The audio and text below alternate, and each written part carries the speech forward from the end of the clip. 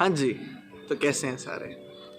College life में जो मेरे लिए सबसे बड़ी प्रॉब्लम थी वो ये कि पढ़ते पढ़ते बोर ना हो। क्योंकि मेरे को याद है जितनी बार मैं लैपटॉप खोलता था पीपीटीज पढ़ने के लिए या फिर बुक खोलता था नोट्स बनाने के लिए, मेरे को आ जाती थी नींद और मैं जाता था सो आज का वीडियो है इसी चीज़ के ऊपर कि किस तरीके से हम लोग अपनी इस पूरी पढ़ाई को एक फ़न बना सकते हैं। एटलीस्ट फ़न ना सही, एटलीस्ट बोरिंग तो नहीं रहेगी वो पढ़ाई। आखिर हम सब पढ़ते क्यों हैं? हम सब पढ़ते हैं कि हम कुछ नया सीख सके, कुछ नया लर्न कर सके या अपनी कोई एक स्किल को बढ़ा सके। एंड ये चीज़ जान लीजिए और ये चीज़ पूरी तरीके से समझ लीजिए कि जो लर्निंग का एक प्रोसेस होता है ना, वो हमेशा चैलेंजिंग होने वाला है। अनटिल और अनलेस अगर आप किसी चीज़ में हैं, आप अपनी किसी पढ़ाई में हैं या अगर आप कोई सब्जेक्ट पढ़ रहे हो, अगर आपको वो चैलेंजिंग फील नहीं हो रहा है, दैट मीन्स कि आप कुछ भी लर्न नहीं कर रहे हो या कुछ भी गेन या कुछ भी ग्रोथ आपकी नहीं हो रही है। Because learning and growth is a process which is always going to be challenging for you. It's never going to be like a walk in a park. As a human psychology, हमारे सब के साथ ऐसा होता है कि जब भी हमें कोई चीज़ चैलेंजिंग या मुश्किल लगना शुरू होती है, हमारा दिमाग काम करना बंद कर देता है और वो हमें या तो कहीं और जाने को बोलेगा या फिर हमें सो जाने को बोलता है, एंड हम वही करते हैं eventually. Point number 1, start making those thing interesting. अब किसी सब्जेक्ट को अगर इंटरेस्टिंग बनाना है तो वो कैसे होगा? अगर हमें नॉर्मल वो बुक से डेफिनेशन पढ़नी हो या फिर उसके बारे में पढ़ना हो, उस तरीके से वो पढ़ के वो कभी इंटरेस्टिंग नहीं होगा। Just by reading the fact कोई भी चीज़ आपको इंटरेस्टिंग फील नहीं होगी अनटिल और अनलेस अगर आप उस एक फैक्ट को अपने आसपास की ज़िंदगी में जो चीज़ें एक्चुअल हो रही हैं उनके साथ जोड़ना शुरू कर दो। मैं यहाँ पे 2 एग्जाम्पल दूंगा। सबसे पहला एग्जाम्पल लेते हैं बारिश का। अगर बारिश के बारे में हम लोग पढ़ना शुरू करेंगे, उसकी डेफिनेशन केवल कि हाँ भाई आसमान से पानी नीचे गिरता है और इवापोरेशन होता है एंड वापस से बादल क्लाउड्स बनते हैं एंड वापस से बारिश हो जाती है, this is our water cycle. अब ये उतना इंटरेस्टिंग नहीं रहा। वहीं अगर इंटरेस्ट हम इस तरीके से जानना शुरू करते हैं कि यार आखिर ये बारिश होती क्यों है, आखिर पानी आता कहाँ से एंड आने के बाद आखिर ये वापस जाता कैसे। यहाँ पे ये जो प्रोसेस है ना, क्यूरोसिटी, ये चीज़ आपके सब्जेक्ट्स को बनाती है इंटरेस्टिंग। और ऐसा आप हर किसी सब्जेक्ट में कर सकते हो। Go and watch Cosmos from Carl Sagar.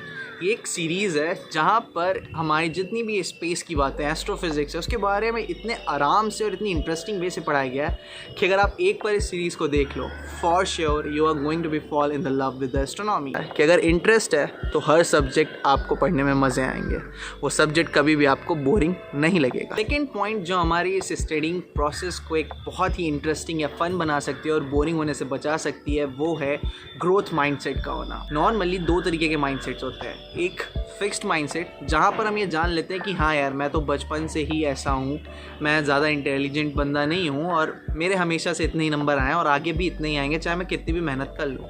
And second one is your growth mindset, जहाँ पे आपको पता है कि अरे भाई पढ़ लिख कर कोशिश करके और थोड़ा सा और ज़्यादा इनपुट देकर हम अपने इंटेलिजेंस, अपनी क्रिएटिविटी, हर चीज़ को बढ़ा सकते हैं और उसको एक नेक्स्ट लेवल तक ले जा सकते हैं। एंड अगर आप इस ग्रोथ माइंडसेट के साथ अगर अपनी लाइफ में बढ़ रहे हो, जहाँ पे आप हमेशा एक ऑप्टिमिस्टिक एंड अपॉर्चुनिटीज़ बना के चल रहे हो कि हाँ मेहनत कर कर मैं अपने आप को और इंटेलिजेंट बना सकता हूँ और क्रिएटिव बना सकता हूँ, देन फॉर श्योर कभी भी आपको किस काम को करने में बोरियत नहीं होगी, आपको सिर्फ मज़े ही आएंगे। And this kind of mindset will always provide you opportunities to learn more and more, to grow at a rapid speed and also opportunities to fall again and again. And डरो मत यार फॉल करने से। मैंने एक video में पूरा बोला था, जितना ज़्यादा फॉल होगे in the starting phase of your life उतने ज़्यादा अपॉर्चुनिटीज़ आपको मिलेंगी दोबारा से खड़े होकर उठने की एंड फाइट बैक करने। Some time you need to take a hard call, और ऐसा ही है हमारा नेक्स्ट स्टेप, क्योंकि यहाँ पर कभी कभी ये बहुत ज़्यादा एक्यूरेट हो जाता है एंड बहुत ज़्यादा आपको मदद कर देता है, वहीं कभी कभी एग्जैक्ट अपोजिट हो जाता है और आप बहुत जल्दी ही इसमें हार जाते हो। एंड ये स्टेप है कि एक ग्रुप में रहकर या किसी पार्टनर के साथ रहकर पढ़ाई करना। अगर आपको सही पार्टनर मिल जाता है तब तो बहुत अच्छी बात है, आपको बहुत ज़्यादा मज़े आएंगे एंड आपको पढ़ाई करने में मज़ा भी आएगा। बट अगर वहीं आपको एक ऐसा पार्टनर मिल रहा है जो आपके उस मोराल को, आपके उस एक्साइटमेंट को, पढ़ाई के एक्साइटमेंट को पूरा गिरा दे, देन शायद आप खुद को फिर कोसना शुरू कर दो। एंड बिलीव मी, ऐसा मेरे साथ हुआ है कि मेरे कॉलेज में मेरे साथ कुछ ऐसे लड़के थे जिनके साथ अगर मेरे को पढ़ने को बोल दिया जाए तो मेरा चेहरा बन जाता था। मेरे को लगता था यार पढ़ना नहीं है, छोड़ो। एंड देयर वाज सम जिनके साथ पढ़कर मैंने 60 आउट ऑफ 60 नंबर भी अचीव किए हैं, जबकि मेरे को कभी भी ग्रुप में पढ़ाई करना पसंद नहीं था, किसी की पार्टनर के साथ पढ़ाई करने में मज़े नहीं आते थे।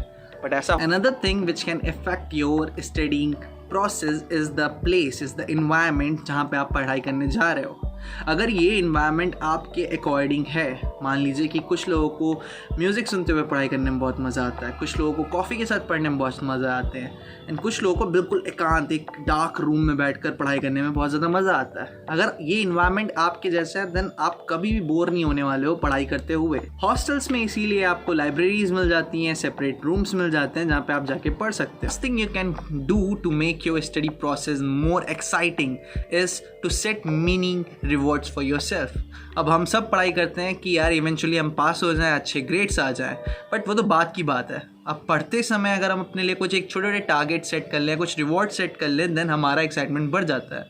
मान लो जैसे कि मैं अपने कॉलेज टाइम में ये सेट करता था कि अगर मैंने ये चैप्टर इतने बजे तक ख़त्म कर दिया then I will go for a short walk, या फिर मैं फ्रेंड्स का 1-2 और एपिसोड देख लूँगा अगर मैं इतने देर में ये इतना कोर्स ख़त्म कर देता हूँ। एंड सिमिलरली आप भी कर सकते हो। आप एक टारगेट सेट कर लो कि मेरे को 1 घंटे के अंदर ये इतने न्यूमेरिकल्स या ये इतना सिलेबस ख़त्म करना है, एंड इसके बाद मैं एक CSGO का गेम लगा लूँगा या कुछ भी जो आपको बहुत ज़्यादा पसंद हो। एंड इस तरीके से आपका एक्साइटमेंट लेवल भी बढ़ जाता है एंड प्रोडक्टिविटी भी बढ़ जाती है। तो फ्यू पॉइंट्स जिसके चलते आप अपनी पढ़ाई को बोरिंग होने से बचा सकते हो और उसमें फ़न और एक्साइटमेंट ऐड कर सकते हो।